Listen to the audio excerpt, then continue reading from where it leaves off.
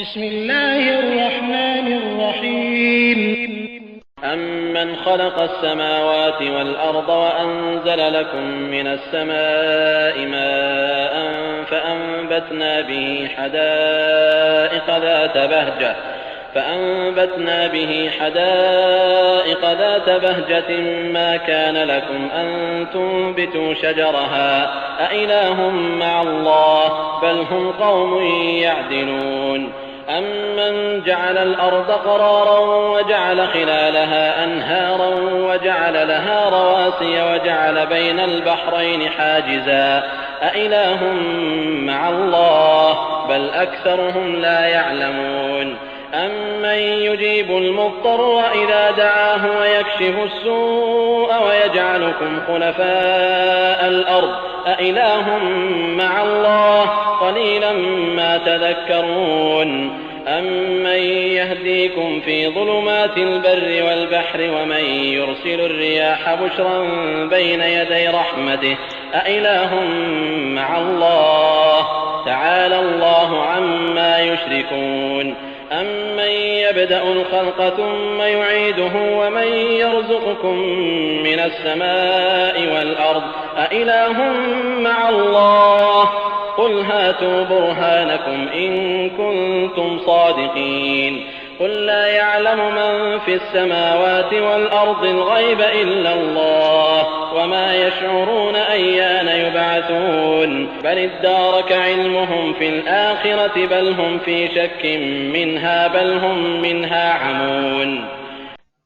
بھلا یہ تو بتاؤ کہ آسمانوں اور زمین کو کس نے پیدا کیا، اور آسمان سے تمہارے لیے پانی کس نے برسایا؟ یہ ہماری شان ہے کہ پانی برسا کر ہم نے رونق سے بھرپور باغیچے اگا دیے۔ تم میں یہ طاقت نہیں تھی کہ باغ کے کسی بھی درخت کو اگا سکتے؟ ایسے اللہ کے ساتھ کوئی اور معبود بھی ہو سکتا ہے؟ نہیں، بلکہ یہ لوگ ایسی قوم ہیں جو دوسروں کو بھی اللہ کے برابر ٹھہراتے ہیں۔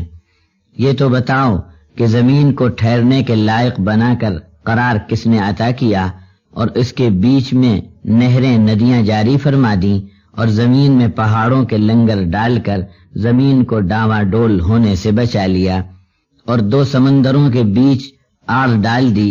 کیا ایسے اللہ کے سوا اور کوئی دوسرا معبود بھی ہو سکتا ہے؟ نہیں، بلکہ ان کی بہت بڑی تعداد انجان ہو کر نادانی کا شکار ہے۔ اللہ کے سوا وہ کون ہے جو بے کس لاچار کی پکار کو جب بھی وہ دعا کرے قبول فرما لیتا ہے، اور مصیبت سے چھٹکارے کے راستے کھول دیتا ہے، اور زمین میں تم کو اگلوں کے بعد رہنے کا موقع دیتا ہے؟ کیا ایسے اللہ کے ساتھ کوئی اور بھی حاکم ہو سکتا ہے؟ تم لوگ بہت ہی کم دھیان کرتے ہو۔ یہ تو بتاؤ کہ جنگل، میدان اور دریا کے سفر کی اندھیاریوں میں تم کو راستے کون دکھاتا ہے؟ اپنی رحمت کی بارش کے پہلے بشارت دینے کے لیے کون دل خوش کرنے والی ہواؤں کو بھیجتا ہے؟ کیا اب بھی اللہ کے ساتھ کسی دوسرے کو معبود بنانے کی تم جرأت کرو گے؟ ان کے شرک سے اللہ بہت بلند اور اعلیٰ ہے۔ بھلا یہ تو سوچو کہ مخلوق کو پہلی بار کس نے پیدا کر دکھایا، اور مخلوق کو فنا کر دینے کے بعد دوسری بار وجود میں کون لا سکتا ہے؟ آسمان اور زمین سے تم کو روزی دینے کا انتظام کس نے جاری فرما دیا؟ کیا اس حقیقت کے دیکھنے کے بعد بھی اللہ کے ساتھ کسی دوسرے کو ساجھیدار بناؤ گے؟ ان سے کہہ دو کہ اگر سچے ہو تو اپنی طرف سے کوئی ایسی کھلی دلیل پیش کر کے بتلا دو۔